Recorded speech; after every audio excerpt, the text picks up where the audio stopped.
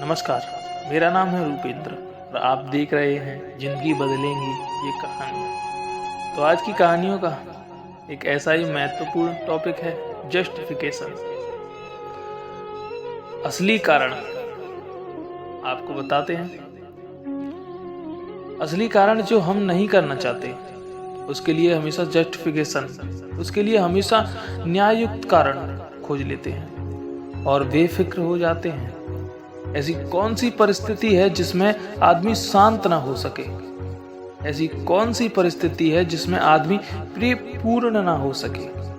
ऐसी कौन सी परिस्थिति है जिसमें आदमी थोड़ी देर के लिए मौन और शांति में प्रविष्ट ना हो सके? हर परिस्थिति में वह होना चाहे तो बिल्कुल हो सकता है। तो आप ऐसे नहीं समझेंगे, तो आपको समझाने के लिए एक कहानी का वर्णन करता हूँ। यूनान में एक वजीर को उसके सम्राट ने फांसी की सजा दे दी थी। सुबह तक सब ठीक था। दोपहर वजीर के घर सिपाही आए और उन्होंने घर को चारों तरफ से घेर लिया और वजीर को जाकर खबर दी कि आप कैद कर लिए हैं और सम्राट की आज्ञा है कि शाम 6 बजे तक आपको फांसी दे दी जाएगी। वजीर के घर उसके मित्र आए हुए थे। बड़े भोजन का आयोजन था। वजीर का जन्मदिन था। उस दिन एक बड़े संगीतज्ञ को बुलाया गया था। वह अभी अभी अपनी वीणा लेकर हाजिर हुआ था। अब उसका संगीत शुरू होने को था। संगीतज्ञ के हाथ ढीले पड़ गए। वीणा उसने एक और टिका दी। मित्र उदास हो गए। पत्नी रोने लगी, लेकिन उस वजीर ने कहा 6 बजने में अभी बहुत देर है। तब तक गीत पूरा हो जाएगा, तब तक भोजन भी पूरा हो जाएगा। राजा की बड़ी कृपा है कि 6 बजे तक कम से कम उसने फांसी नहीं दी। लेकिन वीणा बंद क्यों हो गई? भोजन बंद क्यों हो गया? मित्र उदास क्यों हो गए?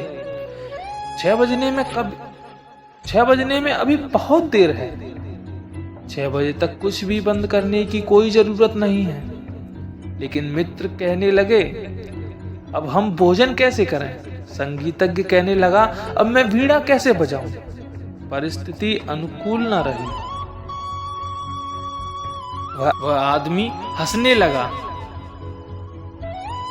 जिसको फांसी होने को थी। उसने कहा, इससे अनुकूल परिस्थिति और क्या होगी? 6 बजे मैं मर जाऊंगा। क्या यह उचित ना होगा कि उससे पहले मैं संगीत सुन लूं? उसके पहले मैं अपने मित्रों के संग हंस लूं, बोल लूं, मिल लूं? क्या यह उचित ना होगा कि मेरा घर एक उत्सव का स्थान बन जाए? क्योंकि शाम 6 बजे मुझे हमेशा को विदा हो जाना है। घर के लोग कहने लगे, परिस्थिति अब अनुकूल न रही कि अब कोई वीणा बजाए। परिस्थिति अनुकूल न रही कि अब कोई भोजन न खाए। लेकिन वह आदमी कहने लगा, इससे अनुकूल परिस्थिति और क्या होगी? जब 6 बजे मुझे हमेशा के लिए विदा हो जाना है, तो क्या यह उचित ना होगा कि विदा होते क्षणों में संगीत सुनूं? क्या यह उचित ना होगा कि मित्र उत्सव करें? क्या यह उचित ना होगा कि मेरा घर एक उत्सव का बन जाए? जाते क्षण में मेरी स्मृति में वे थोड़े से पल टिके रह जाएं जो मैंने अंतिम क्षण में, विदाई के क्षण में अनुभव किए थे। उस घर में बीड़ा बजती रही और उस घर में भोजन चलता रहा। यद्यपि लोग उदास थे, संगीतज्ञ उदास था, लेकिन वह वजीर खुश था। वह प्रसन्न था। राजा को खबर मिली। राजा देखने आया कि वह वजीर पागल तो नहीं हो गया है। और जब वह पहुंचा तो घर में बीड़ा बजती थी।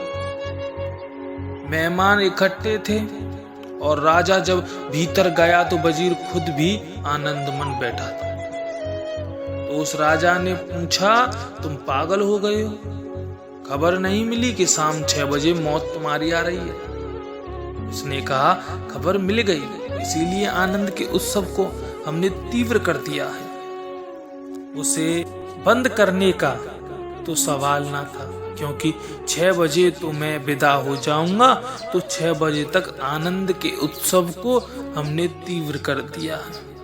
क्योंकि यह अंतिम विदा के क्षण स्मरण रह जाए। राजा ने कहा, ऐसे आदमी को फांसी देना व्यर्थ है जो आदमी जीना जानता है, उसे मरने की सजा नहीं दी जा सकती। उसने कहा, सजा मैं वापस ले रहा हूं। ऐसे प्यारे आदमी को अपने हाथों से मारूं, यह ठीक नहीं। जीवन में क्या अवसर है, क्या परिस्थिति है, यह इस बात पर निर्भर नहीं होती कि परिस्थिति क्या है।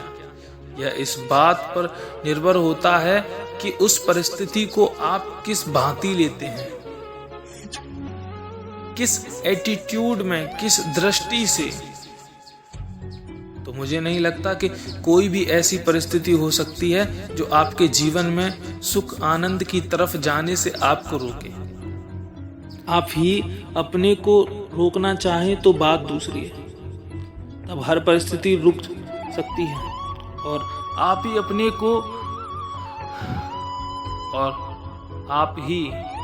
को न रोकना चाहें तो कोई ऐसी परिस्थिति न कभी थी और न कभी हो सकती।